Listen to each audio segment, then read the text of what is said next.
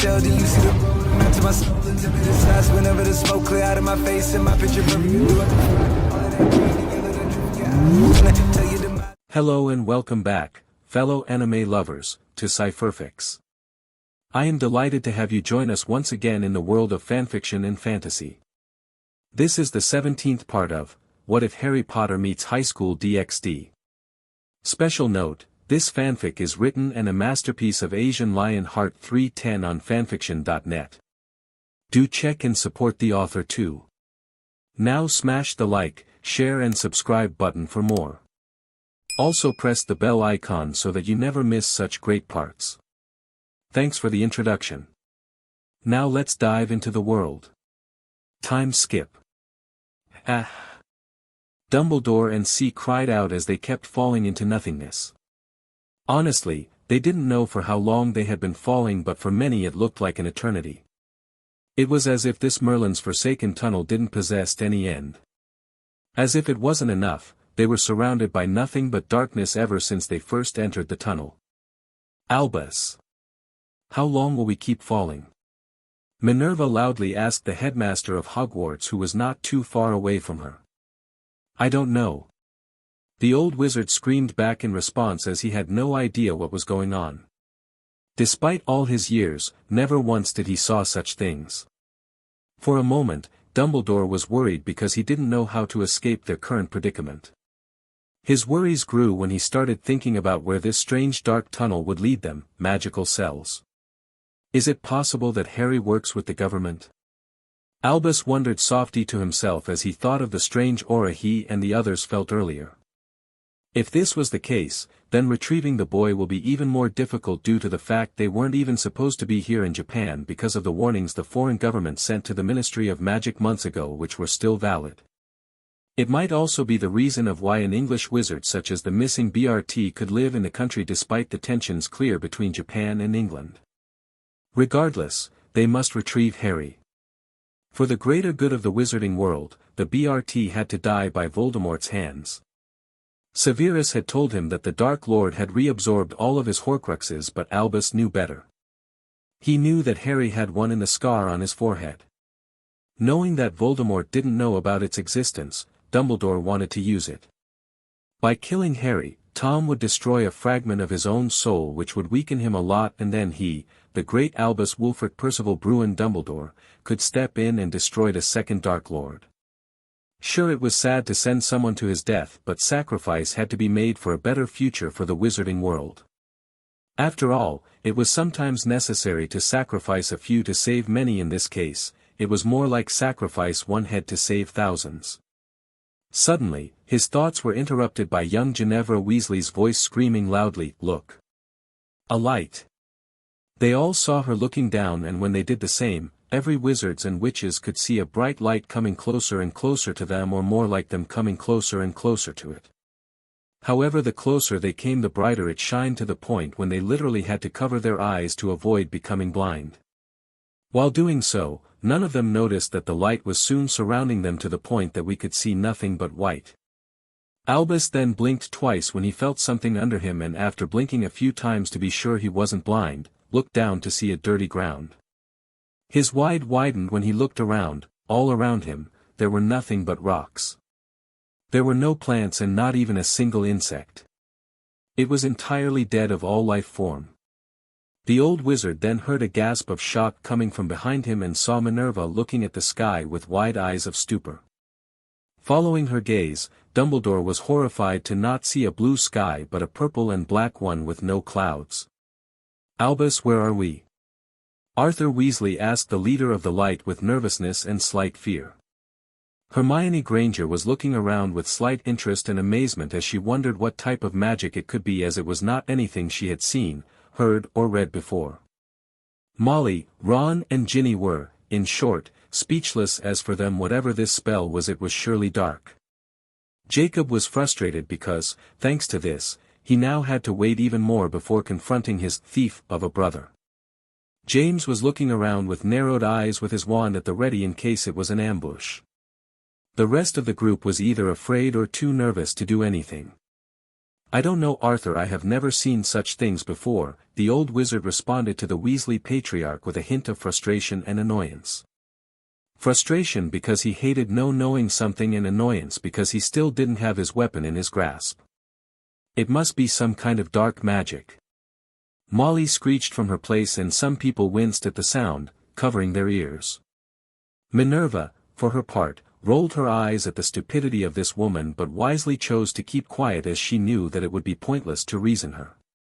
"Unless you wanted to hear the banshee's annoying screech again. Why should we have expected something else?" James replied with disdain and a shrug before adding in the same tone. "Japan is not as advanced as England. After all, it is inhabited by fools who refuse to see the errors of their ways." Hermione's eyes narrowed at this. Ever since they came to Japan, she had seen things she never saw in England, and everything around her was more welcoming. Even the people. Sure, the Japanese government didn't want to listen to Dumbledore's policy, but it was no reason to say such bad things. However, before anyone could say anything to Lord Potter, a masculine voice echoed from nearby. It sounded as young as Ron's or Jacob's but a bit deeper. "It's funny to hear that from people who still live in the 17th century and refuse any progress."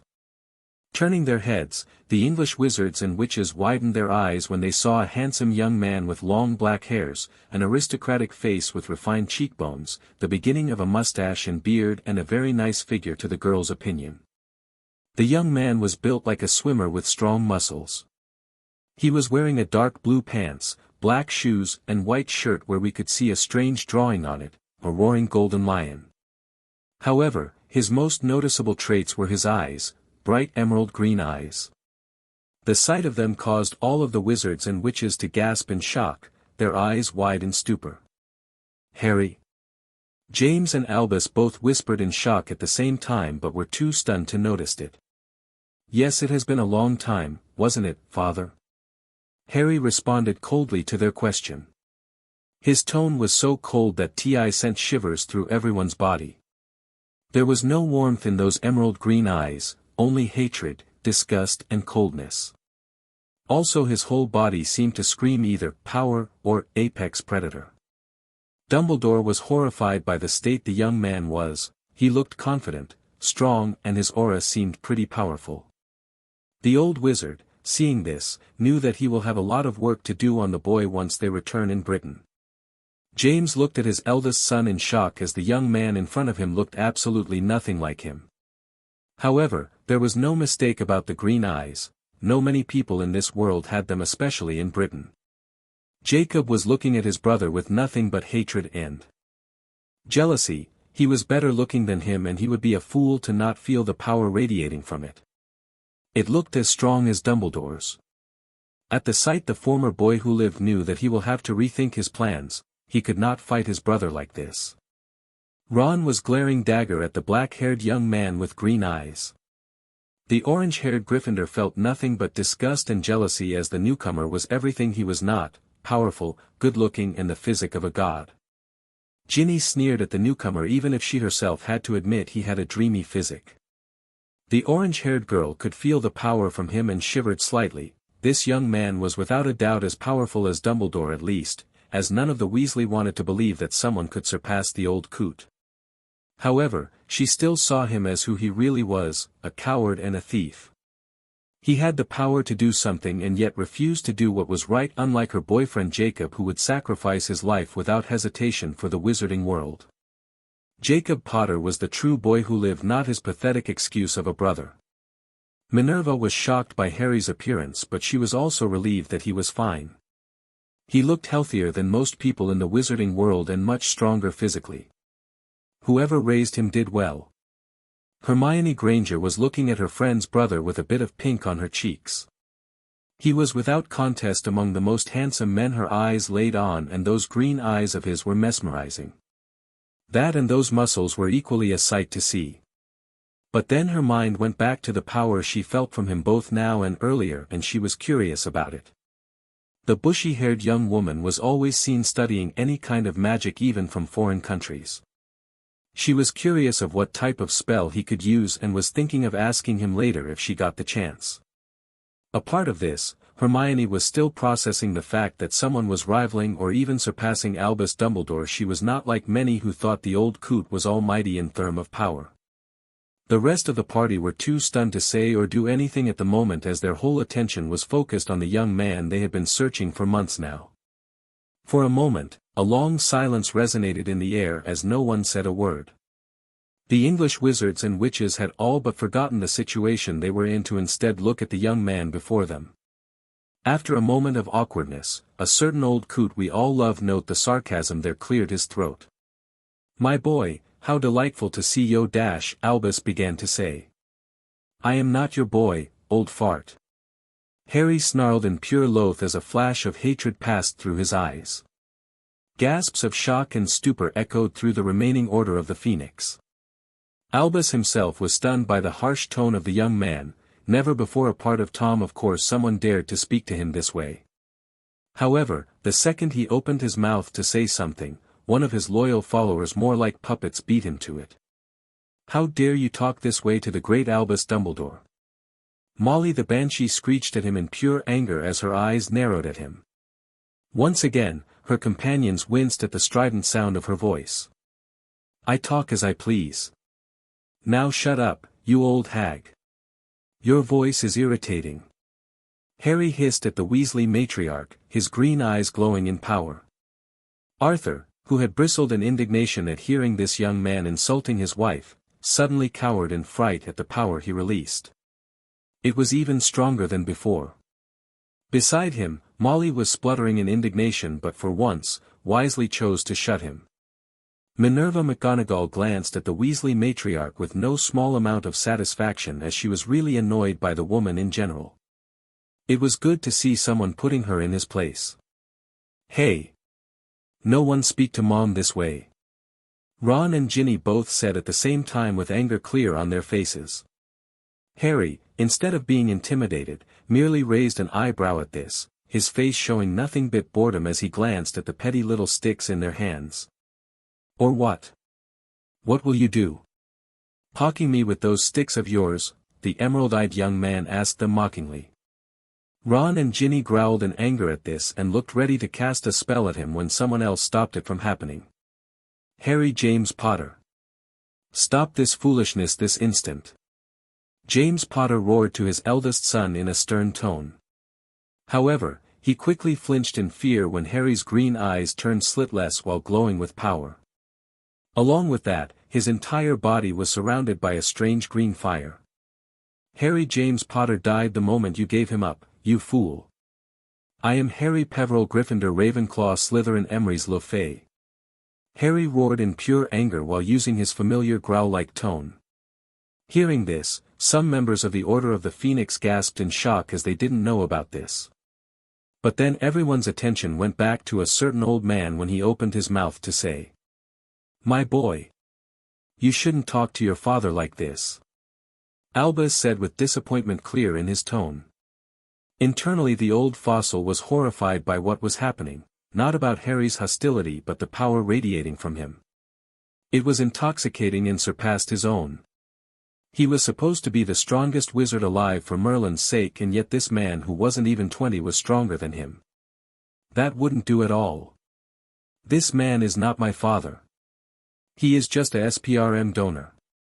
Harry snarled in disgust at James, who stiffened at the words before saying to the old coot, "And you, Albus, too many F names, Dumbledore. You are nothing more than a pathetic excuse of a man who couldn't stick his nose out of other people's business." More gasps echoed from the crew as they stared at Harry with shock and stupor. Never before someone dared to insult the leader of the light. However, before one of them could open their mouths to defend the old coot, Harry spoke again, still filled with disgust and anger. "You see yourself as the leader of the light, but you are just a manipulative old fool whose ego is so large that you think you can do nothing wrong." As the young man spoke, it was easy to see the growing anger on Dumbledore's face along with his tightening fists. At each word escaping Harry's mouth, the old coot was losing patience, as internally he was fuming. How dare he? He was Albus Percival Wulfric Brian Dumbledore, vanquisher of Gellert Grindelwald, Grand Sorcerer, the supreme mugwump of the International Confederation of Wizards and chief warlock of the Wizengamot. Who was this boy to insult him? Who does he think he was? Seeing that the old man was almost reaching his boiling point, Harry grinned deviously as he was taking pleasure in seeing the old fart being reprimanded by someone who was decades younger than him. Voldemort might be a killer and a murderer, but at least, his intentions are forward. You prefer to keep people in the dark and leaving them to the slaughter. You are no light, you are darker than Snakeface. Enough. Dumbledore snapped angrily. All traces of his usual grandfatherly persona was completely gone now. His aura was in full display and all English witches and wizards present shivered in fright. However, much to the shock of many, Harry didn't seem particularly affected as he still harbored a toothy grin on his face. However, this time, his eyes were back to normal and the green flames around his body were no more there. Oh, is the old fart angry? Poor dear, the truth hurts, doesn't it? He couldn't help but adding in an attempt to anger the man who ruined his life even more. He was also doing this to amuse the people who were also hiding: Rias, Sona, their peerages, Yasaka and Kunu, Gabriel, Surzex, Esh, Muerte, Ophis, Tiamat, Kuroka, the Pendragon siblings. All of them were waiting for the perfect opportunity to show themselves. Or at least a good chunk of them: Surzex, Seraphol, much to her sadness, Venelana, Zeoticus, Yasaka, Kunu, Elmenhild, Asia, Gasper, Gabriel, Michael, Ophis, and the primordial goddesses will not reveal themselves to the English wizards and witches, even if some of them were itching to vaporize them from existence. Try to guess which ones. The rest were free to show themselves. Speaking of which, it was needless to say that the spectators were greatly enjoying the scene currently taking place before their eyes. Some of them, Elmenhild in particular, had been looking at the newcomers with disgust when they saw how they were dressed. Some of course were amused, but thanks to the deities, their laughter were unheard by the wizards and witches. Akeno, Kuroka, Gabriel, Tiamat, Yasaka, and most of the girls present had to admit that the adult who looked a tiny bit like Harry was good looking, but not as much as the young lord himself. In fact, none of the boys in the group were attractive. Surzex, who had been studiously watching the newcomers, shook his head in disappointment. While they were more powerful than normal humans, they could be easily crushed by low-class devils. However, Dumbledore and James Potter were without a doubt even stronger than their comrades. The former more than the latter. Lord Peveril's former father could be a match for middle-class devils, but that it. Dumbledore, him, could be a real danger to a high-class devil. Judging by the aura the old man was slowly releasing in his growing anger toward the young man currently taunting and mocking him. But then when he snapped, Surzex smirked in amusement at the sight of the old man's red face. He wasn't the only one studying them. The Seraph Michael and his wife Graphia Lucifuge were doing the same. The former shook his head in disappointment because of how twisted and corrupt the man's aura was. It wouldn't be great for the angels to recruit wizards and witches in the future. Graphia, for her part, came to the exact same conclusion than Surzex, but her stern face showed no sight of any emotions except if you looked into her eyes. You could see great disappointment in them. Venelana Gremory was watching the Englishmen and women with narrowed eyes. She wanted nothing more than to tear them all apart, especially the old man and the one who almost looked like the young man. She grew to care a lot. It was no secret that Venelana grew very attached to Harry Peveril, Gryffindor, Ravenclaw, Slytherin, Emery's Loafay ever since the young man told them about his past. Being a mother and a devil, the brown-haired Gremory had been outraged by the way Harry was abandoned and abused by members of his own family. Zeoticus, him, glanced at his wife and shivered a bit at the look of pure fury shining in her eyes. He loved his wife, but she could be scary when angered. Himself had grew fond of the young lord, as the two of them would sometimes talk about how it was to be a member of nobility, or just talking about whatever they had in mind. Like many, he had been disgusted by how the young man had been treated by his own flesh and blood. Ophis, for her part, was looking at the foreigners with nothing but pure disdain, even if it was difficult to see it because of her straight face. For her, they were nothing more than annoying bugs needed to be squished. She wanted to be the one to destroy them to oblivion, but couldn't, as she, along with the other immortals, was not supposed to be seen by mortals. Back to present, Harry's last taunt was the last straw, and with a growl of pure anger, Dumbledore pulled out his wand, quickly mirrored by the few people of Order of the Phoenix minus Minerva and Hermione. Enough of this childless Harry. The old man hissed at the young man before him with an expression of anger on his face. You will come back with us in England, where you will do your duty to the wizarding world. James arrogantly said from his position with a stern face. As I said before, the wizarding world and all of Britain can rot in hell for all I care. Harry snarled back as his eyes glowed again, his voice still normal. Cries of outrage and anger echoed from some people behind Dumbledore once those words escaped the young man's lips. Inside, Albus was growing more and more enraged. However, he didn't show it, as instead, he returned back to grandfatherly persona as he looked back at the young man defying them all. Well then, my boy, you give us no dash, Dumbledore began to say before another voice echoed from the mist behind Harry. If you want him, you will have to go through us. Cries of stupor and shock echoed once a familiar figure stepped out of the mist to stand at the young man's right side, glaring dangerously at the group. Black, James spat with venom as he clenched his fists in anger. Potter, Sirius sneered at him back with no small amount of anger. The two former best friends turned enemies glared at one another with pure hatred and loath. The air was very tense as the two released their auras, which were practically equal to one another. Sirius, my boy, what are you doing here? Albus asked him in disbelief, momentarily shocked by the sudden appearance of his fellow Englishman. However, before Lord Black opened his mouth to answer with disdain, another member of the Order of the Phoenix spoke out. You warned him, didn't you? That's how he knew we would come. Arthur asked Sirius with wide eyes of realization. What if I did? Sirius answered back with a shrug of indifference and a bored tone as he arched an eyebrow at the Weasley patriarch. Traitor! A member cried out in outrage as he pointed at Lord Black with a finger. Soon he was joined by 3 others. However, one glare from Sirius froze them in the spot, stopping them. Step aside, Black!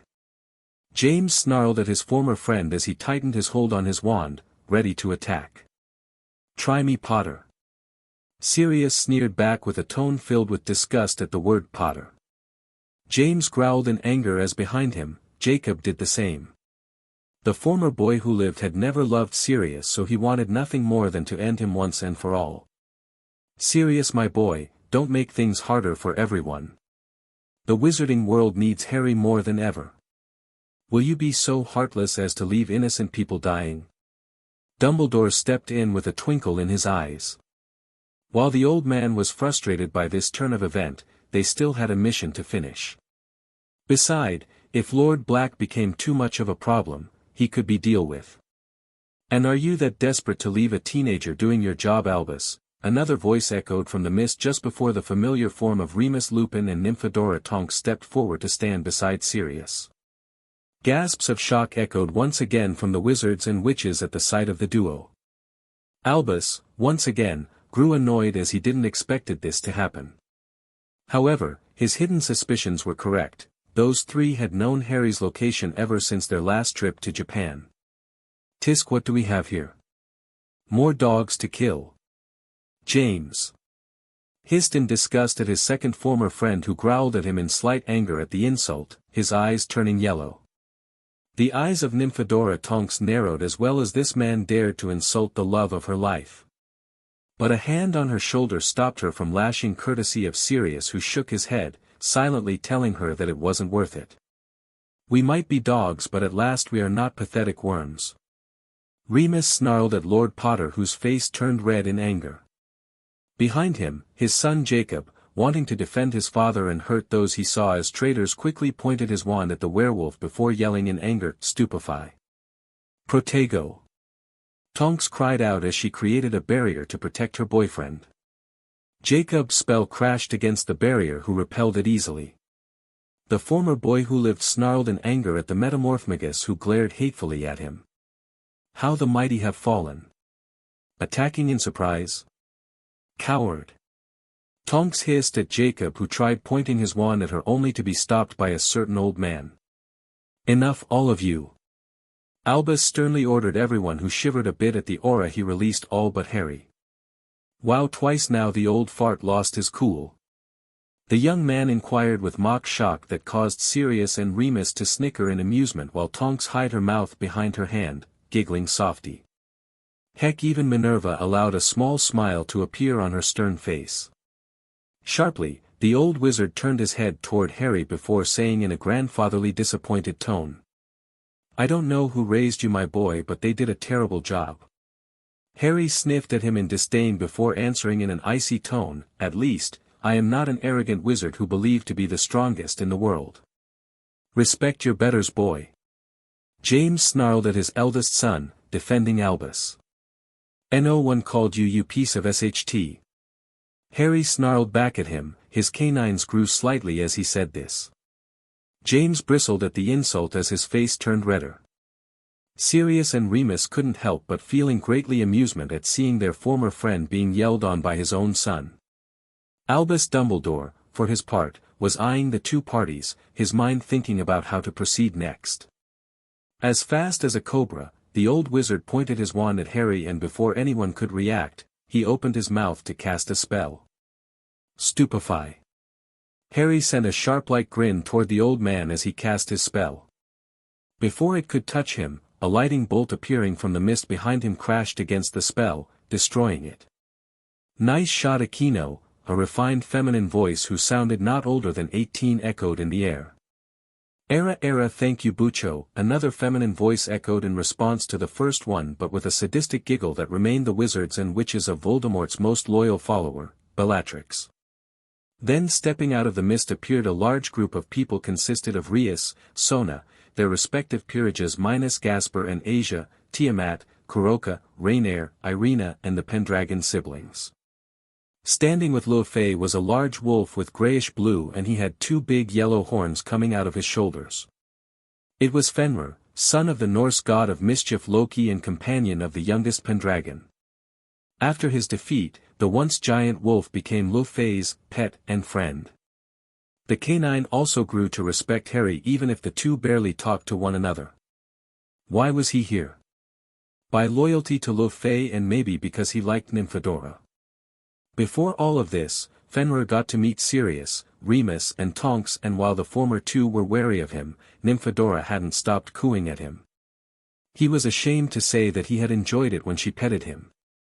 Back to present, the wizards and witches of England who outnumbered Harry, Sirius, Remus and Tonks not long ago saw the table turning to their disadvantage. James narrowed his eyes at the newcomer, even if he had to admit that some of the girls had curve that even Vilas would kill to have. Behind him, Jacob and Ron both stared at the young women with lust clear in their eyes. Ginny sneered at them in disgust at seeing how they were clothed and really jealous to not have the same curves than those unknown girls, while Hermione frowned as she wondered who they were, even if deep down she was equally jealous of the girls' good looks. Who in Merlin's name are you? Molly screeched shock and slight indignation once the newcomers gathered themselves around Harry. Friends of his, Rias Gremory answered while using a finger to point at Harry with a smile. Behind her, everyone nodded in agreement. Dumbledore, for his part, carefully studied the newcomers and was internally shocked by what he found. Many of them possessed a dark aura, one was pure, and the others just as intriguing. The two blondes, who were without a doubt siblings, looked English, but they both glared at him with hatred and anger. The large wolf standing near the girl was nothing he had seen before. Albus could clearly see the human-like intelligence in those eyes of it. Turning away from the strange wolf, Dumbledore's eyes widened when they landed on one of the newcomers, a appealing woman with straight and long appealing pale blue hair, dark blue eyes, who was wearing a navy blue skirt. She possessed an extremely powerful aura, many times more powerful than his, and the glare she sent their ways, if it was possible, could kill them on the spot. Speaking of the eyes, they weren't human at all, they looked draconic-like. Then his blue eyes looked on the pair of cat-like girls whose eyes narrowed at him while hissing dangerously. At their side, he saw a blue-haired young woman and a blonde young man slowly pulling out swords which strangely radiated power like he never felt before. Understanding that some of those people were not human, the old wizard loudly cleared his throat, catching everyone's attention before asking with twinkling eyes. "Harry, my boy, who are those people?" The old wizard wanted to know who and what they were because he hated not knowing things. While he knew that Japan possessed powerful beings, he didn't expect it that they were that powerful. The shark-like grin the young man sent him was nothing but good, especially when it was mirrored by the people present. As they said, "They are my friends," Harry began to say only. "Only friends, Harry-kun. You wound me fufufu." Akeno giggled from her spot, which caused the young lord to send her an expression filled with fond exasperation. "Not only you. Rainier, Tiamat and Kuroka all said at the same time while looking at Harry expectantly. "Wait, you're together?" Hermione asked them with a frown as she eyed them all one by one. "You bet we are." Kuroka replied to the bushy-haired young woman as she stepped closer to Harry before kissing him deeply on the lips. The sight caused the Englishmen and women to blush madly, shocked by what they were seeing. However, before one of them could say anything, another woman, Rainier this time, stepped closer. "All right, that's enough," the fallen angel inquired to the black-haired Nekasha before pressing her own lips against Harry's. New wave of shock and stupor for the English wizards and witches, especially when the other two girls took turn to kiss the young man. Behind the kissing group, the others were shaking their heads in exasperation, annoyance and many others' expression. "Can't you just get a room or something?" Issei grumbled in annoyance with a deep blush on his face, silently cursing Harry for having a HRM before him. Saji, Arthur, Kiba and even Fenrir all nodded their heads in agreement. Heck, some of the girls were doing the same. It was not the moment to snog. James was watching this with a stunned expression on his face. A good part of him felt jealous at seeing his eldest son literally having multiple girls, but the rest felt proud. Jacob, for his part, was completely jealous. While he had an appealing girlfriend in the form of Ginny Ginevra Weasley, she was nowhere near as good as those girls who his brother was currently kissing. Lucky BSTRD. The former boy who lived thought to himself as he clenched his fists in jealousy. Another reason to kill his brother. After a moment of silence, someone from the group of wizards and witches had enough and released her best signature, her banshee-like voice. "Harlots." Molly Weasley screeched in indignation as she sneered in disgust as the younger women. Some of the girls bristled in slight anger except Akeno and Tiamat, while Rias's, Rosweiss and Sona's eyes twitched in slight outrage at the insult. The boys all tensed at their nervously watched the girls slowly starting to lose their composures. Thankfully, before anything could happen, Harry snarled at Molly, his emerald green eyes glowing with power as his teeth grew sharper. "How dare you insult them, you old bee!" The young lord growled at the Weasley matriarch, who seemed to cower at the growl-like tone the young man was using. "Hey, don't insult my mom, you piece of SHT. Ron snarled as he pulled out his wand. Sadly for him, before he had the chance to cast a spell, his wand was destroyed by Lu Fei, who used her own magic to protect her beloved cousin even if she knew he didn't needed it. "Nice job, Itoko," Harry inquired to the youngest Pendragon, who beamed at the praise, proud of her action while her brother gave her a head pat. "My wand!" Ron cried out in shock, sorrow and anger. "If you loved this little stick so much, you shouldn't have pulled it out, you fool." Harry hissed at the orange-haired guy with disgust and a shrug of no sympathy. Dumbledore watched all of this with growing panic. Those people, whatever they were definitely an obstacle to his plans. Deciding it was more preferable to separate Harry from them. "Harry, stop this foolishness and come back with us where you belong. We need your help against Voldemort, as you are the only one who can truly defeat him," Albus began to say before adding quickly when he saw the young man opening his mouth to say something. "Do you really want to leave innocence to a gruesome fate?" As he asked this question, Dumbledore's eyes twinkled madly in both hope and confidence. Why confidence, you may wonder? Because the old fart still believed that the young man wouldn't completely leave his old country behind. Soon enough he was proven wrong when Harry laughed in an evil manner that scared both parties, in fact, before looking back at him with a scowl. "I told you before, everyone in Britain, both magical or not, can be destroyed for all I care. Why should I lift a finger for a country who doesn't help people in need?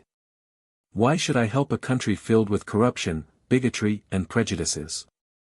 Harry hissed in pure loath as he glared at every single wizards and witches standing in front of him. The Order of the Phoenix minus Ron, Molly, Ginny, James and Jacob went silent at this because what Harry said was true, despite them being still outraged that the Chosen One was heartless to their predicament.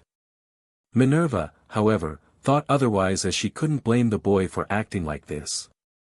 Hermione Granger was in the same line that the Transfiguration teacher.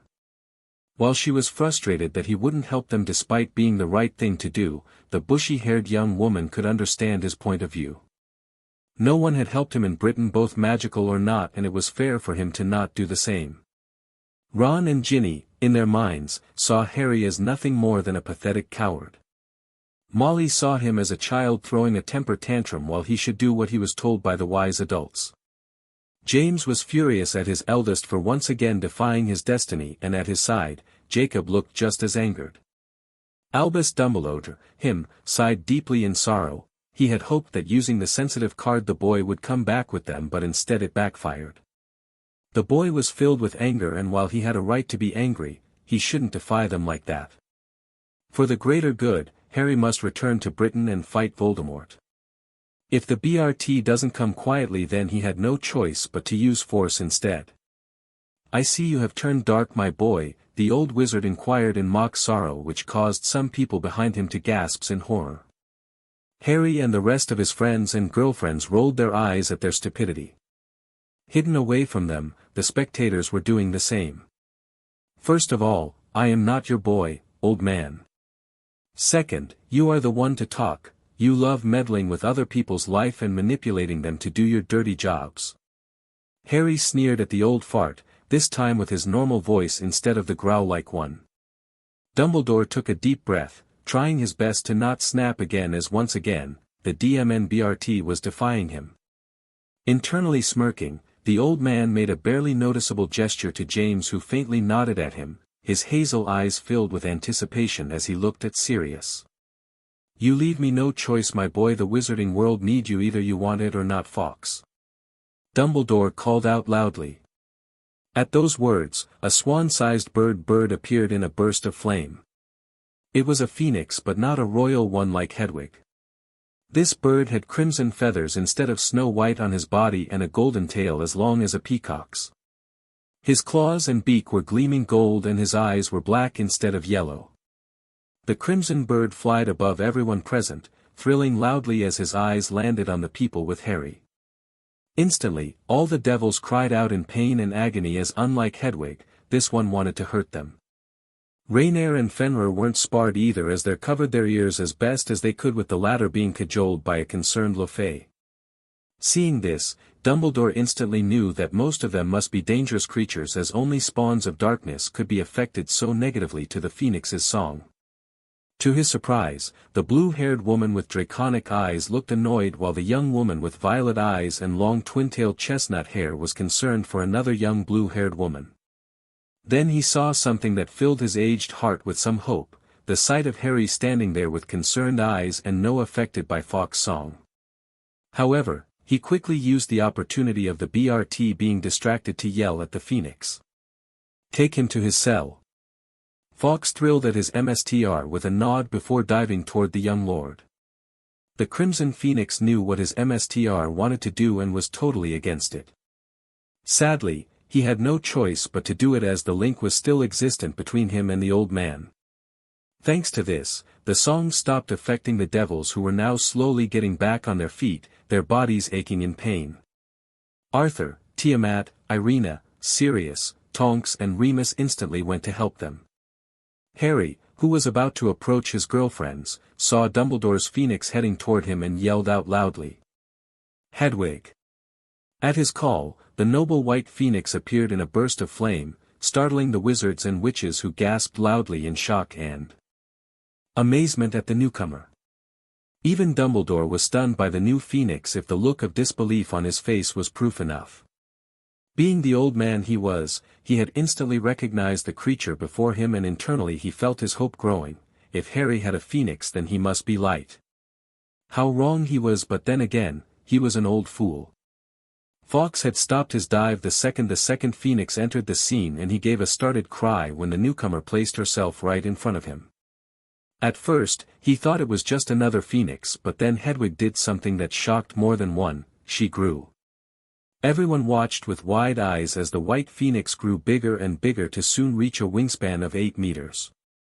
Fawkes stared at the large creature in front of him before bowing his head in SBMSN, thrilling softy in apology. Royal phoenixes were all royalty after all. Hedwig nodded her head before lowering it so the tip of her beak touched Fawkes' head. Almost instantly, a shiver passed through the crimson bird's body just as Albus cried out in pain. "Albus!" James called out in concern as he rushed over to help the old man. Soon, Hedwig pulled her head away from Fawkes' head and the crimson bird thrilled at her in what sounded like a "thank you." The white phoenix bowed her head, accepting the praise before watching as her fellow phoenix disappeared through a burst of red flame. A few seconds of silence followed Fawkes' departure except for Albus' groans of pain as he slowly went back on his feet.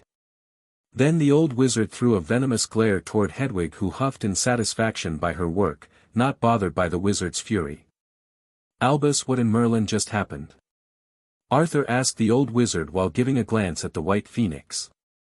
"My bond with Fawkes is no more. Harry's phoenix destroyed it." Dumbledore almost spat in anger as his narrowed eyes never left the royal phoenix, who was now standing right above Harry and his friends. "What?" The English wizards and witches shouted with shock and surprise clear in their voices, while Harry and his friends grinned with satisfaction and slight amusement. "Good job, Hedwig. Now return to Asia." "I'm pretty sure she wants you right now," Harry said to the noble white bird, who trilled at him in response as she shrunk back to her normal swan-like size before disappearing in a burst of white flames. Hermione and Minerva, like many others, were wondering why this white phoenix would do such things. Phoenixes were creatures of the light, and Dumbledore was noble and devoted to the light, right?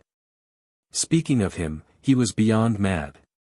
First, this BRT left the noble country of Britain for another one. Second, he sent a letter to the Dark Lord stating that it will do nothing for the wizarding world while promising to congratulate him if he killed his own family. Thirdly, he defied him, the great Albus Dumbledore, in front of everyone while refusing to do his duty to the wizarding world. Alongside defying the greatest wizard since Merlin, the DMNBRT had the GAL to insult him in front of a bunch of strangers and his own followers. As if it wasn't enough, he summoned a royal phoenix, the rarest breed of the species, who destroyed the bond he had with Fawkes. Albus Dumbledore needed Fawkes as the Crimson Phoenix was a symbol of a light side and the Order of the Phoenix. Without him, the light side wouldn't be taken seriously anymore. However, the old man didn't care at the moment, as his whole mind was filled with one single idea: vengeance. The loss of Fawkes was the tip of the iceberg, and with a snarl, Dumbledore faced the smirking faces of Harry and his friends before pointing his wand at them. Seeing this, his followers all followed suit. James was filled with anticipation as his hazel eyes were locked on Sirius and Remus. Jacob had his eyes riveted on his brother as his whole body was filled with eagerness, as he wanted nothing more than to end his brother's life right there and then. Ron, however, had his eyes locked on Harry's girlfriends with a look of lust clear in his eyes. Ginny also looked at the girls, but with a sneer which would make a certain greasy-haired man proud. Hermione was nervous and unsure of what to do. She didn't want it to fight, but she would defend herself if attacked. "My boy, this has gone too far. You will come back in Britain with us this instant." Albus snarled at the young lord. All traces of his grandfatherly persona were gone now.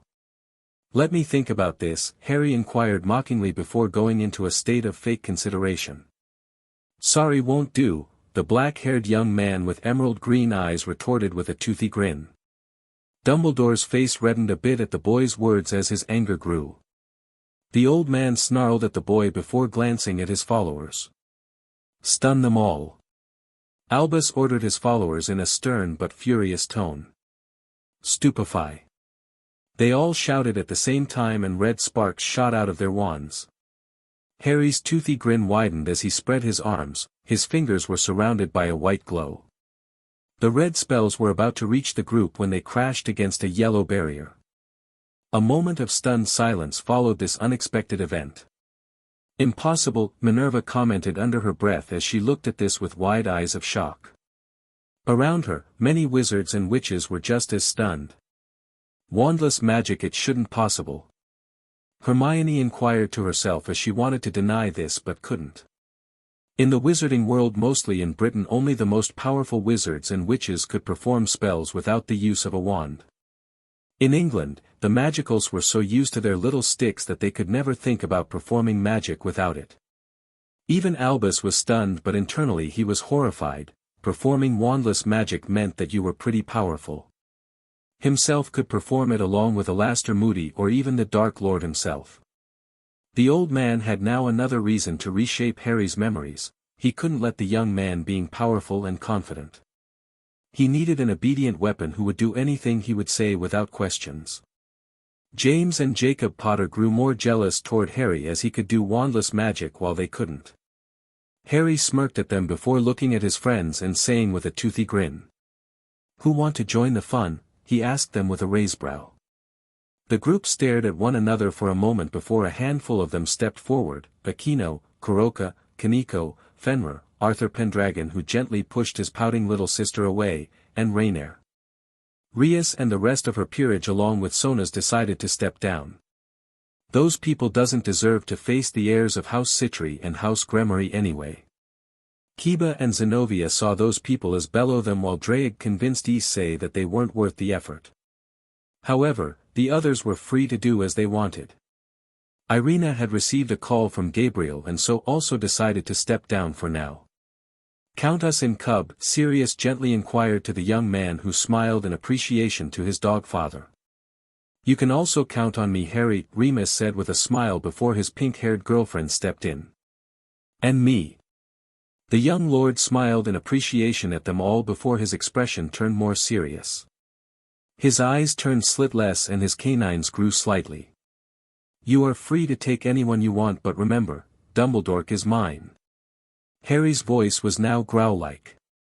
They all nodded in agreement before their eyes went back to the group of wizards and witches who didn't have the time to react when Harry's friends lunged at them with cries of fury.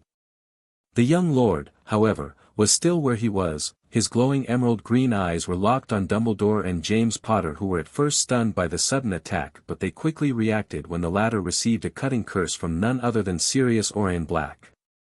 "Black!" James hissed in anger and disgust. "Potter!" Sirius snarled back in disgust and anger, but also joy. The two once best friends then violently started throwing spells at each other. Dumbledore turned his head to help James, but then was stopped by a strange barrier surrounding him. Growling in frustration, the old wizard turned his head toward Harry, who harbored a toothy grin on his face. "You aren't going anywhere, Dumble. Once all your little puppets are down, I will release you before fighting you." The young lord snarled at the old man, who didn't dignify him with an answer as he looked back at the battle. Not too far away, Remus Lupin was facing Arthur Weasley. The werewolf never had a single grief against the Weasley patriarch in particular, but he was here to force his cub to do something against his will. "Remus, please. Just let us take Harry back to England. I do not want to fight," Arthur tried to say in an attempt to reason with the marauder.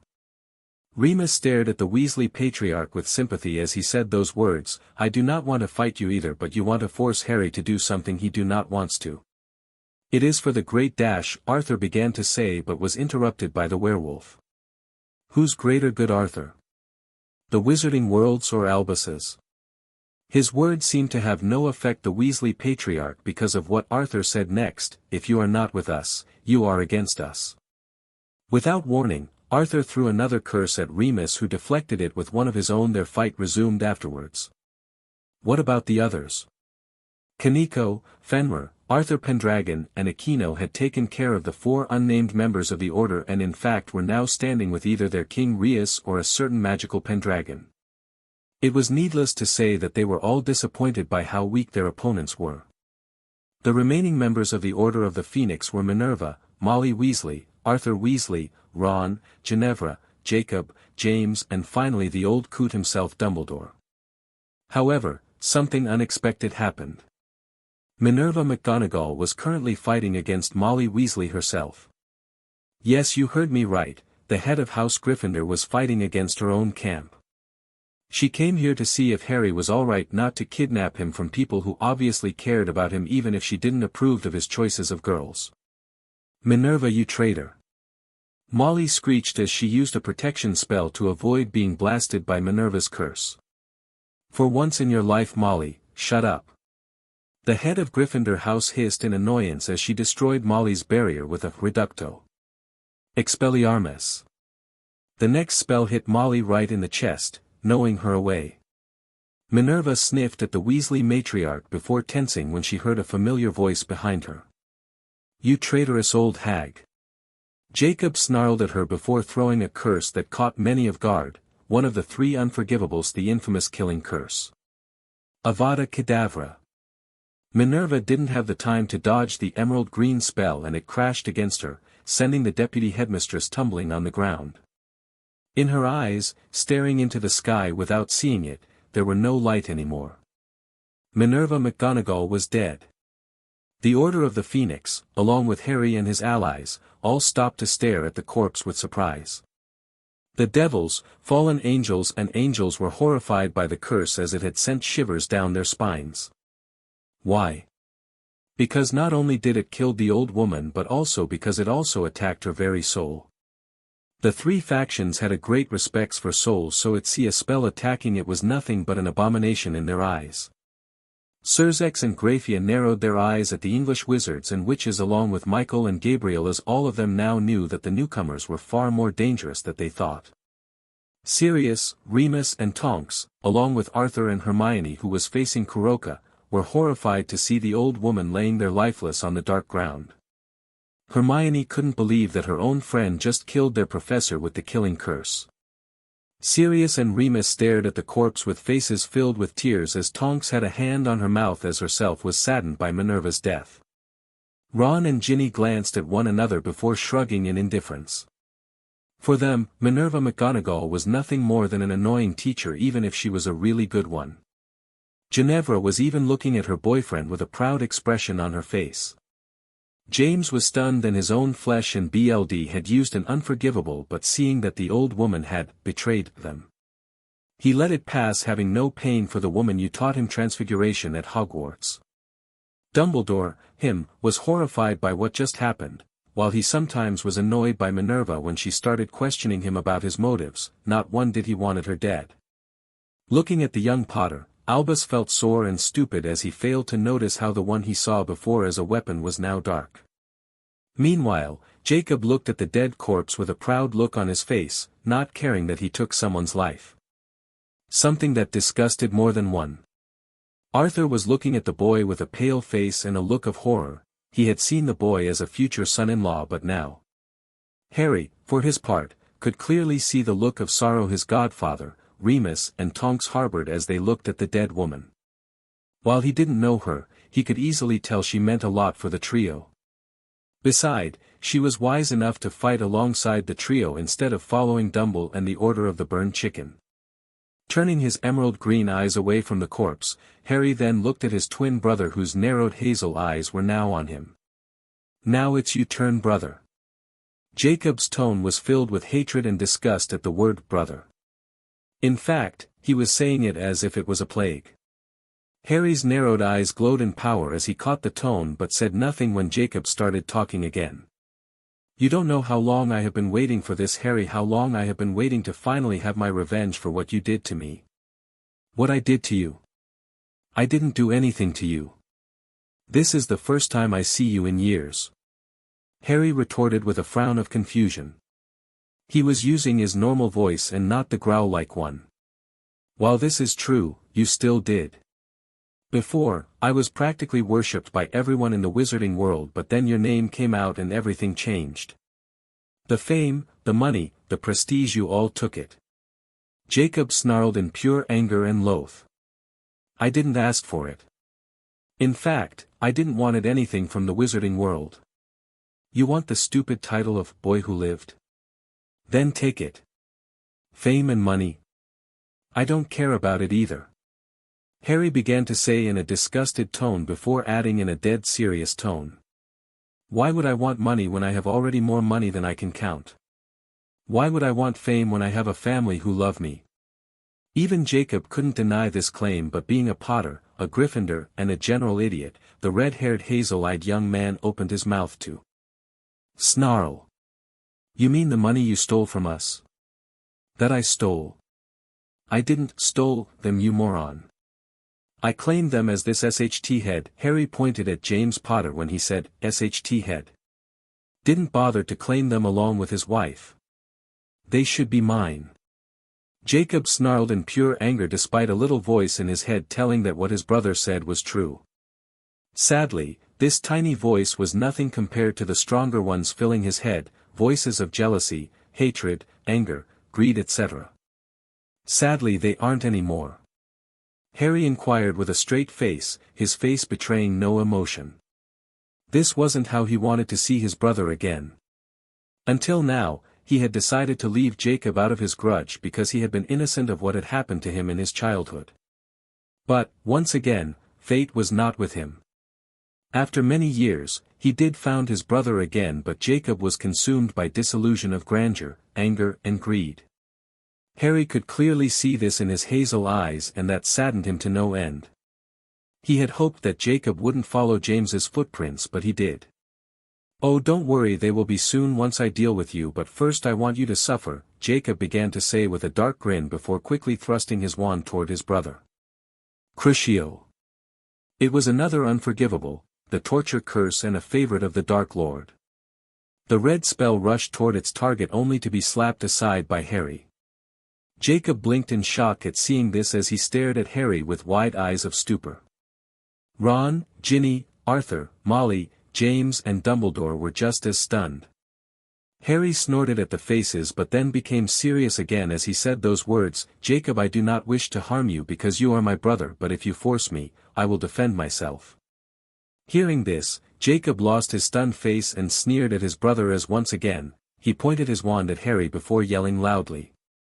Expelliarmus. Harry sighed deeply as he lazily stepped aside at the last second. The spell went elsewhere without touching its target. In anger, Jacob threw every spells he knew. Expelliarmus. Which was dodged easily. Diffindo. Again dodged easily. Reducto. Slapped aside by Harry, who mock-yawned at his brother. Sectum Sempra. That one was a creation of Severus Snape. Jacob had learned to cast it after his second year at Hogwarts. Sadly for Herr Potter, Harry stepped aside before the curse could reach him.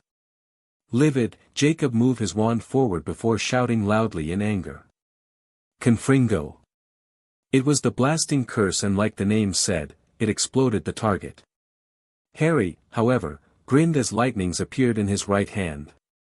Soon his fingers turned into claws and with inhuman speed, Harry slashed the spell, destroying it. Jacob and the English wizards and witches, including Sirius, Remus and Tonks, stared at the young man in shock. Dumbledore was growing more and more afraid as the young man was much more powerful than he thought.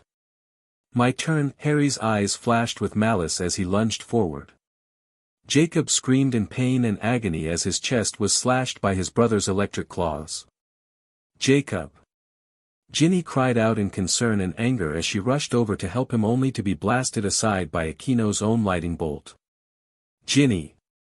Molly and Ron cried out to the orange-haired young woman but couldn't move when Kuroka and Kaneko placed themselves between the two and the injured Ginny. Out of my side, you freak. Ron growled in anger as he tried to push the white-haired Nikushu away, only to receive a punch that sent him crashing hard against a rock, literally destroying it. Weak, Kaneko grumbled with slight disgust. No. My babies. Molly screeched stridently with maternal fury as she pointed at Kaneko before yelling loudly. Crucio. The white-haired Nekishu screamed in agony when the spell crashed against her, trashing madly on the ground, much to Rias's as well as her peerage's anger. Harry looked at the Weasley matriarch with a glare that could melt eyes, but before he could attack her, someone else did. Seeing her little sister in pain, Kuroka quickly lunged at Molly with unsheathed claws before slashing her neck. Collapsing on the ground, Molly gasped for air as BLD flooded out of her neck while Kuroka's form stood above her with cold eyes. "No one touch my Amato." The black-haired Nekasha spat at the dying Weasley before approaching her sister and pulling her into a tight hug. Molly opened her mouth to say something but instead, BLD came out of it along with a deep sigh. Life disappeared from her eyes afterwards. Molly Weasley was no more. MOM. Ginny and Ron cried out in horror from their spot, unable to move because of the wounds they received both from the lightning bolt and punch. Arthur Weasley looked at the dead body of his wife with sorrow at first, but then it turned into anger as he looked toward the two Nekashas currently hugging each other. Rainier, seeing him pointing his wand at them, quickly reacted as she summoned a spear of light before throwing it toward the Weasley patriarch. Too furious to notice it, Arthur Weasley was about to cast a spell but stopped when he felt pain in his chest. Blinking in confusion, he looked down only to see a glowing spear planted deep in his flesh. For a few seconds, the Weasley patriarch didn't react as his mind was slowly processing what was going on before he fell backward. Remus caught him in mid-air before slowly lowering him down. "Arthur," the werewolf whispered in sadness as he stared at the dying man. Arthur had always been a good man, maybe too good. "Remus, it had to be done. I'm finally free." "What do you mean?" Remus asked him with confusion and a bit of curiosity and worry. "For years I have been dosed with love potions and loyalty potions. I couldn't be cured from them. It was the only way," Arthur explained painfully before coughing BLD. "What?" Sirius and Tonks cried at the same time in shock and anger. "Who, Arthur? Who?" Remus asked the dying man with wide eyes. Ron and Ginny looked at each other with worry as if they knew something that the others didn't. Albus himself was worried along with James. "Molly and Dumbledore," Arthur Weasley whispered softly before sighing for the last time. Remus's eyes shed tears as he looked at the dead body with sorrow and sadness. Sirius turned his head away with an equal expression while Tonks putted a hand on her mouth in horror. Ginny and Ron stared at their father's body with wide eyes before shedding tears. They might be many things, but they loved their parents and they just lost both their mom and their dad. Hermione stared at the scene with horror as tears fell from her own eyes.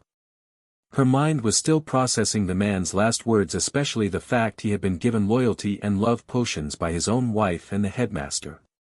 James showed little emotions to Arthur's death as he already knew of this. Albus had told him of this months ago and completely understood it. Jacob, for his part, stared at the dead body with sorrow as he had always liked the man who had been nothing but friendly to him. Dumbledore, was staring at the dead corpse with anger. Why couldn't he kept his mouth shut? Now everyone knew about this and there were too many witnesses to obliviate them. Rainier, for a moment, felt bad for killing the man, but the reassuring look Harry sent her brushed her worries aside. She did what she had to. While she did kill him, the fallen angel also freed him from all of this. Why? A strong voice, filled with emotions, asked, and everyone turned their heads toward Remus, whose attention was entirely on a certain old wizard. "Why did you do this, Dumbledore?" the werewolf asked him with growing anger. "It was for the greater good." Albus responded in a grandfatherly tone but then backed away when Remus lashed out. "BS. You made him your little puppet. Harry was right earlier about you being a manipulative old man."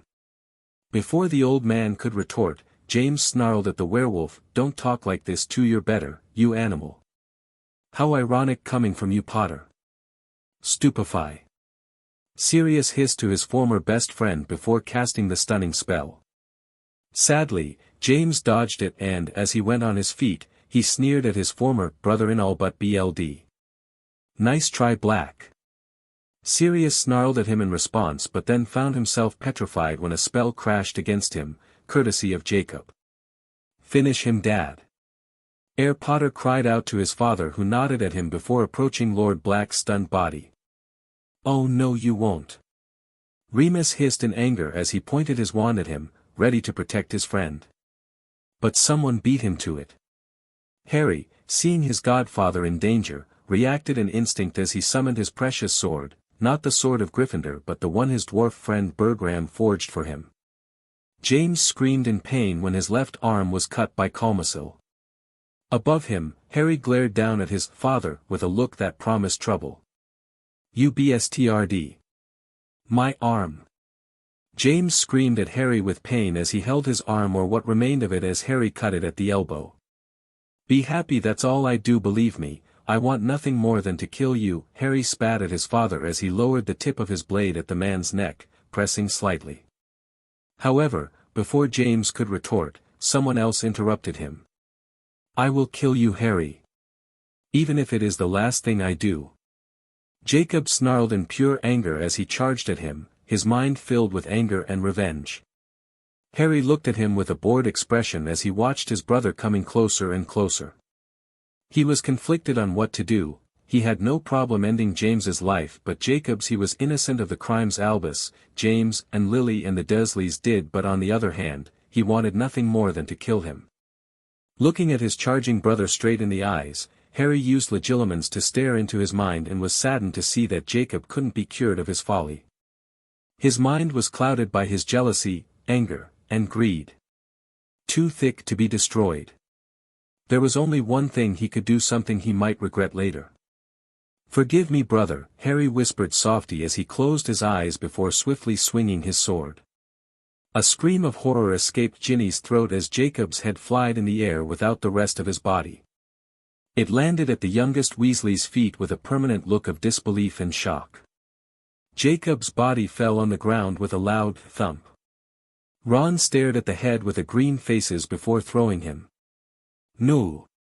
James cried out in horror as he rushed over his youngest son's corpse, picking it up before cradling it, crying loudly. Dumbledore was watching the scene with horror as he couldn't believe that Harry had killed his own brother. Sure, he was still stunned that Jacob tried to kill Harry, but in his mind, everyone deserved a second chance except Voldemort, of course. Harry didn't give it to his brother and instead, took his life. "How could you? He was your brother." James screamed to Harry as he released his grip around Jacob's body before approaching his eldest with a look of fury. Harry looked at him with a straight face. "He was not my brother." This person was filled with greed and jealousy. "I did what I have to." Hearing this, James lost it completely. With an enraged cry, he charged his eldest son, but Harry was ready. He conjured his beloved sword away before thrusting his arm forward. A ball of shadow formed in his hand before blasting toward the charging form of James Potter, who didn't have time to react when it crashed against his chest, sending him flying away toward a large boulder. Lord Potter crashed against the massive rock and the impact caused it to be completely destroyed. Along with that, everyone flinched at the sound of cracking bones echoed in the air. For a moment, clouds of dust surrounded the spot where James Potter landed, but once it disappeared, everyone could see him laying on the ground. Cautious, Sirius, armed with his wand, approached the corpse before checking the pulse. A second later, Lord Black went back on his feet before turning around to face the group. "He is alive but unconscious." There was a hint of sadness in his tone as his mind was filled with memories of the time when he, Remus and James were still friends. The werewolf himself looked at the corpse with some sadness but not as much as Sirius. For a moment, nothing was heard until Dumbledore decided to speak out. "You are darker than I thought you were, Harry. For the greater good you must be put down." The old coot released his full aura as he said this, destroying the barrier around him with slight difficulty. "I would love to see you try," Harry inquired to the old man before adding in a growl-like tone. "I'm gonna enjoy killing you. James. Jacob." An unexpected new voice echoed from nearby and everyone turned their heads to see Lily Evans Potter. Harry blinked at the redhead's appearance. Wasn't she supposed to be in Peveril Mansion and being guarded by Mickey and Fanny? Dumbledore himself was shocked by Lily's apparition as last he heard, Lady Potter was in England. Ignoring everyone, Lily went straight toward the beheaded body of Jacob before pulling him into a tight hug, crying loudly in maternal sorrow. Then she turned her tearful face toward Harry before hissing at him in anger. "Why did you kill him? Your own brother. He was not my brother, Harry replied normally with a shrug before adding. He is completely driven by madness. I put an end to this.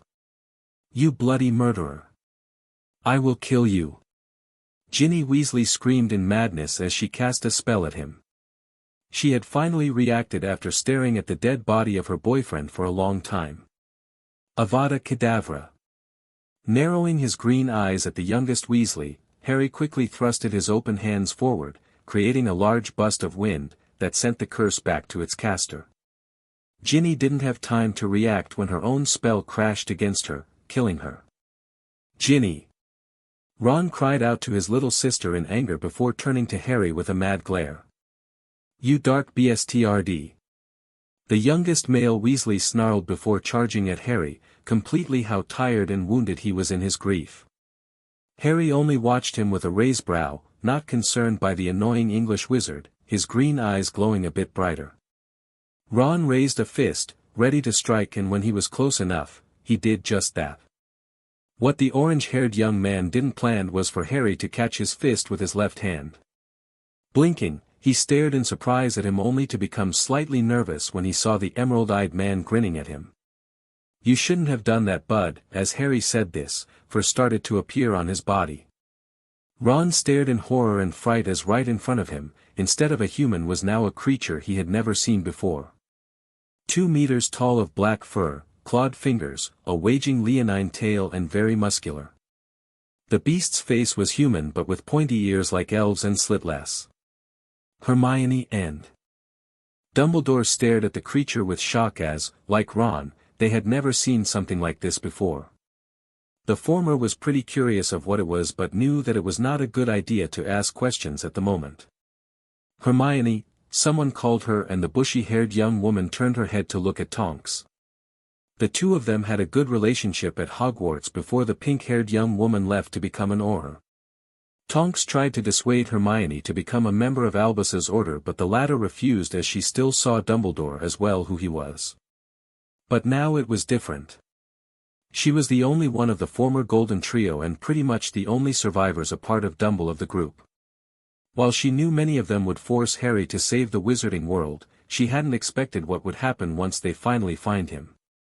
Harry Peverell Gryffindor Ravenclaw Slytherin Emery's Lefay, formerly Harry James Potter, was someone dangerous and firmly resolved at leaving England to the Dark Lord and the Death Eaters. He and the people with him had no regret killing her fellow Order members. Harry even killed his own brother. Jacob had been jealous of his brother even since the battle at the Dom. She knew he wanted to be famous again, but she never thought he would try to kill his own brother. Ginny was no better, but the bushy-haired young woman felt nothing to her. Ginny had started acting like her mother, and that's annoyed her to no end. While she was saddened by the outcome, Hermione had to admit that it was to the better.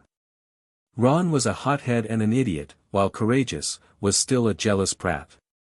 She had seen him being jealous of Harry the moment he arrived. He had also made a habit of flirting with her, which ended up with him being cursed. She had been friends with him because of her friendship with Jacob. But now she had no one. Tonks, I do not want to fight, Hermione replied to her friend with tearful eyes.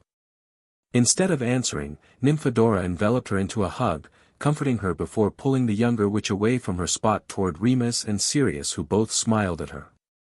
Back to Harry, he was now lifting Ron from the ground by the neck, which he grabbed a second ago with his right hand. The orange-haired man thrashed madly under his grip, trying to escape before freezing when Harry said in a dark, bored tone. Are you done? I will kill you, you freak. And then I will RPE your wares. Ron spat at him while glaring down at him. Harry's girlfriends glared at him in rightful anger at those words. But none of them was as angered as him. He tightened his grip around Ron's neck, which caused his victim to start chalking. May you rot in hell, you nuisance. Harry snarled before the sound of cracking bones echoed in the air. Ron's body stopped moving as his head fell slightly to the side, his eyes stared at the sky without seeing it. Harry released his grip and the corpse fell on the ground with a loud thump. Thankfully, Hermione was currently being hugged by Tonks, so she didn't see her former friend's death. Harry, that's enough. Lily cried out after a moment of stupor with anger in her green eyes. Not really, there is still Dumble over there, Harry replied casually while pointing at a certain old man who had been standing there, watching. Have you no shame? You just killed people. Lily asked him with anger mixed with disbelief because of the way her eldest son talked. No, was Harry's answer. Then you are no better than Voldemort. Lily spat at him, all fragments of the love she had for Harry disappeared. Harry sneered at her before saying darkly, coming from the bee who listened to a foolish old man. And this was my greatest mistake. Because now you are nothing but a disgusting monster. Lily retorted harshly to her eldest son. In her mind, the young man before her was not her cute little eldest son but a bloodthirsty killer. You can thank Dumbledore and the Dursleys for that. Harry sneered as his mind went back to the family who raised him. While Petunia was A.B. and her family a bunch of abusers, they are not the only ones to blame. Lily reluctantly agreed with him before turning her head toward where his friends and girlfriends, some of them at least, stood. They are as well. Harry opened his mouth to say something to defend his loved ones, but Lily interrupted him by saying, who wouldn't turn dark when you are literally friends with devils and fallen angels? Even worse, your girlfriends literally show their bodies like wares. You are no better than the Death Eaters back HOGWARTS. As Lily ranted, Harry's anger was growing, but the second she insulted his girls by calling them wares, he snapped. Catching her by the neck with a hand, he lifted her like she was nothing, growling dangerously. Lily looked down at him with wide eyes of fear as she trashed madly under his grip to escape. Who do you think you are to insult my family? I shouldn't have allowed you in my home. I should have killed you before. Hearing this, the redhead started to panic as her face turned more and more pale. But it would be a mercy. Instead, I will make both you and your SHT of a husband suffer slowly and painfully. Harry added with a toothy grin before headbutting Lily, who went unconscious. Sniffing at the unmoving body, Harry tossed it on the ground toward his friends who stared at it in disgust. I'm sure your mom and Graphia would want a moment alone with her Riri, the man-beast inquired to Rias once the two locked eyes with one another. While her eyes narrowed at the nickname, the crimson-haired heiress nodded before using her power to teleport both Lily and James to who know where. Suddenly, Harry stiffened as his eyes widened a bit. Why? Because a curse from Dumbledore touched his back. The old wizard had used the opportunity of Harry's back turned to act. Even worse, he used an unforgivable, the Imperious Curse. Harry, my boy, I want you to kill everyone in front of you. Once this is done, you and me will return in England where you will fight Voldemort. Dumbledore said with no small amount of satisfaction. Albus. What are you doing? Remus hissed in disbelief at the old man as behind him Sirius, Hermione, and Tonks were just as stunned. Ensuring a future for the wizarding world by returning Harry home. Dumbledore retorted as his wand was still pointed at the man-beast. But using the Imperious Curse? An unforgivable. On my godson. Sirius cried out in full anger. It must be done. For the greater good, Harry must face Voldemort. Dumbledore stubbornly retorted to Lord Black. And you are ready to force him to? Tonks asked in anger and shock as she held Hermione against her. He was being stubborn and childish. Throwing a tantrum when people are dying. The old coot hissed back at the metamorphmagus.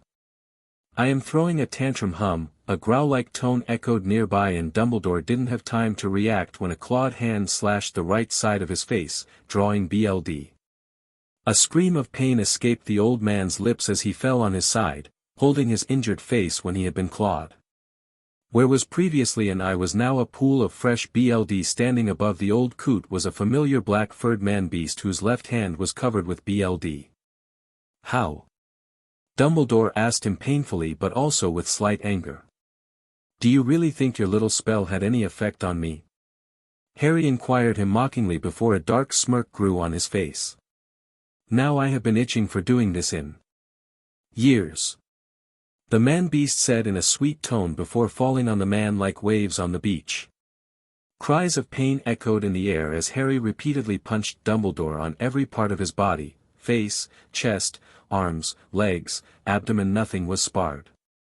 After a moment of beating, Harry finally stopped and stared down at the bruised body of the man who ruined his life.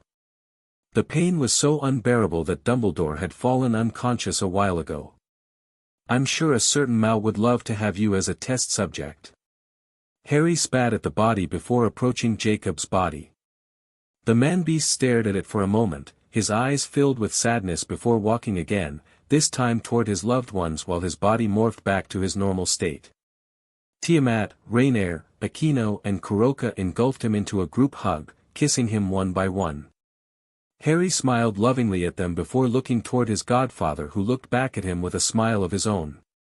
"It is finally over." "Yes, it is, Harry," Sirius nodded in agreement before his face went grave. "We have to go. Minnie deserves to be buried with her husband," Lord Black inquired with sadness as he stared at the old woman who died by Jacob's hands. "Not only her," Remus inquired sadly as his eyes landed on the cold body of the late Arthur Weasley. Nodding grimly, Sirius looked at Harry, who returned the look before the two of them hugged each other. "We will come back in the future, cub, that's a promise," Lord Black whispered to his godson with tearful eyes.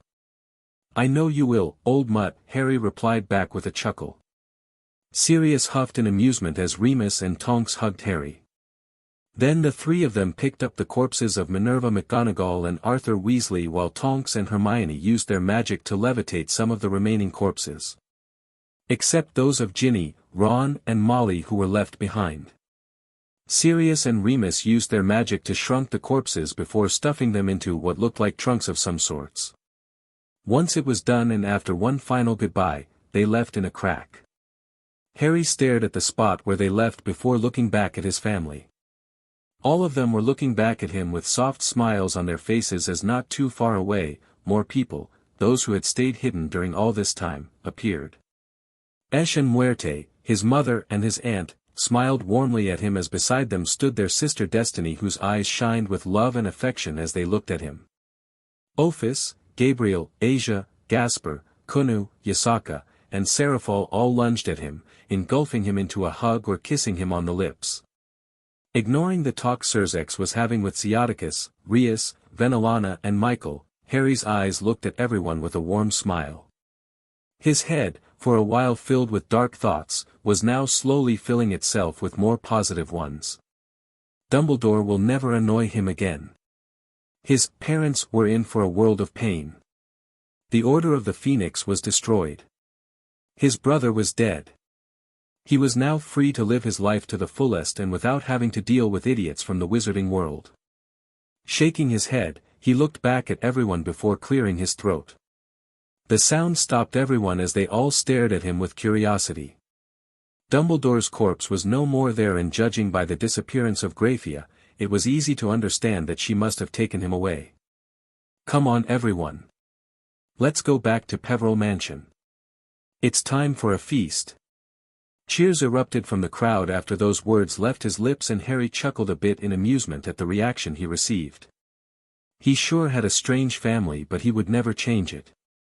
It was Friday and the end of the day in Japan, and the few people still were going back home after a long day of work or school. Otherwise, the birds were still chirping and the wind itself was pleasant. In short, everything was peaceful. At Kuo Town, or more precisely at Peveril Mansion, a certain someone was peacefully reading a book in the library. The someone was a handsome young man who looked to be in his late 20s with a physical many girls drooled over. In addition, the young man had raven-hued hairs falling down on his shoulders, a well-trimmed circle beard and shining green eyes similar to the purest of emeralds. The man was none other than Harry Peveril, Gryffindor, Ravenclaw, Slytherin, Emery's Lefay. Many years had passed since the confrontation with Dumbledore and the Order of the Burning Chicken, and many good things happened since then. First of all, the old fart was tortured for days by Ajuka Beelzebub before he met his death. Esh and Muerte also helped a bit, in that the latter more than the former. In the end, his soul was sent to oblivion to forever be forgotten. His head, cut out of the main body by Harry, was then sent to the Ministry of Magic of England. Along with that, was sent the destroyed wands of both Lily and James Potter, and the dead bodies of Ronald and Ginevra Weasley. Needless to say that the wizarding world had been in an uproar. The old hero was dead and the new one wanted nothing to do with them. The Ministry of Magic tried to contain the mass of despaired people, but in the end, it was futile. The light side was now terribly weakened, and some of them even tried to flee the country, knowing that it was over. Aberforth Dumbledore, Albus' brother, had been celebrating his death but then was found dead after drinking too much. Voldemort, when the news of Dumbledore's demise reached him, had launched a mass attack on Hogsmeade before raiding the Ministry. Thanks to the lack of defense, the Death Eaters took control of the place. Sadly, for him at least, he wasn't a part of the raid as recently he felt sick.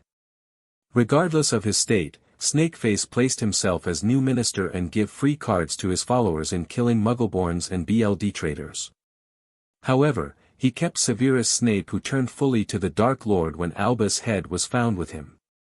The potion MSTR tried everything to cure his MSTR, but in the end, the illness became worse.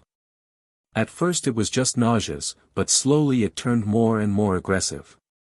Voldemort became weaker and weaker, sometimes coughing black BLD, along with headaches like he never had before. Not 2 weeks after the Death Eaters took over the Ministry of Magic, the most feared Dark Lord of the century died. Died of what, you might wonder? Of epileptic crisis. A Muggle disease of all things. How ironic. The Death Eaters, shocked by their MSTR's unexpected death, didn't have the time to mourn him as they all fell on the ground, screaming in pure agony. One by one, every Death Eaters died because the Dark Mark linked them with the Dark Lord. Many pure bloodlines went extinct at that moment. With Snakeface dead, they went with him in the afterlife. Needless to say that Muerte hadn't been kind with them for their crimes, and all of them found themselves either in oblivion or in Tartarus.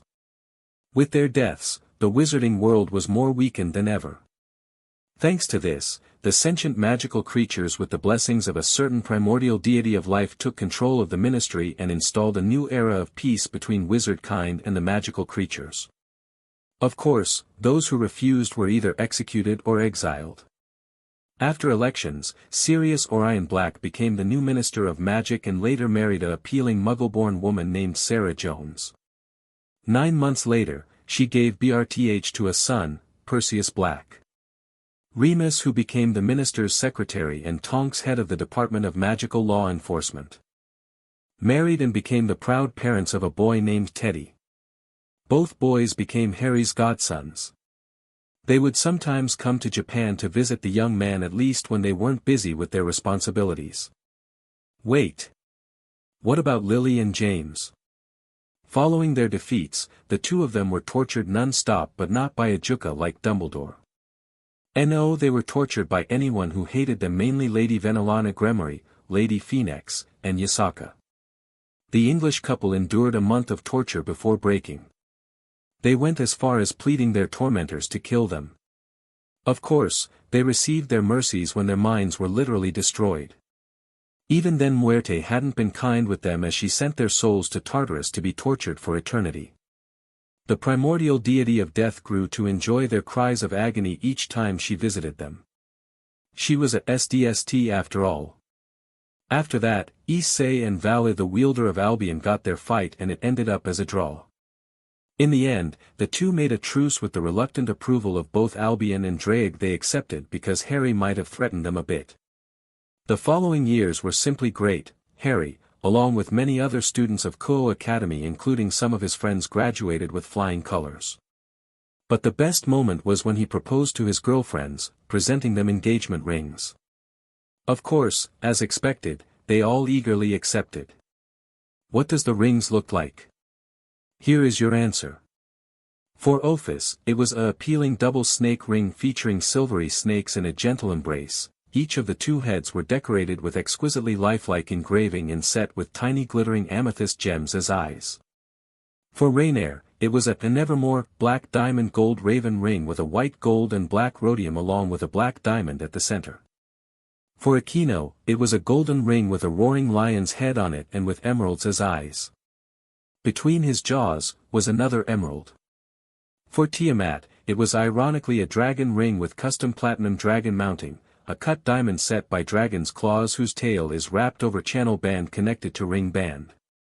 In addition, the wings of dragon wrapped around finger. For Yasaka, it was a golden Videl fox ring with a crystal engraved in it. For Serafal, it was a rose-golden center princess cut surrounded by 2 exquisite roses with further detailing, leaves and cascading stones. The ring was simply appealing and matched Serafal's clothes color. For Gabriel, it was a golden Swarovski angelic ring, it displayed a single sapphire stone, cut into appealing facets.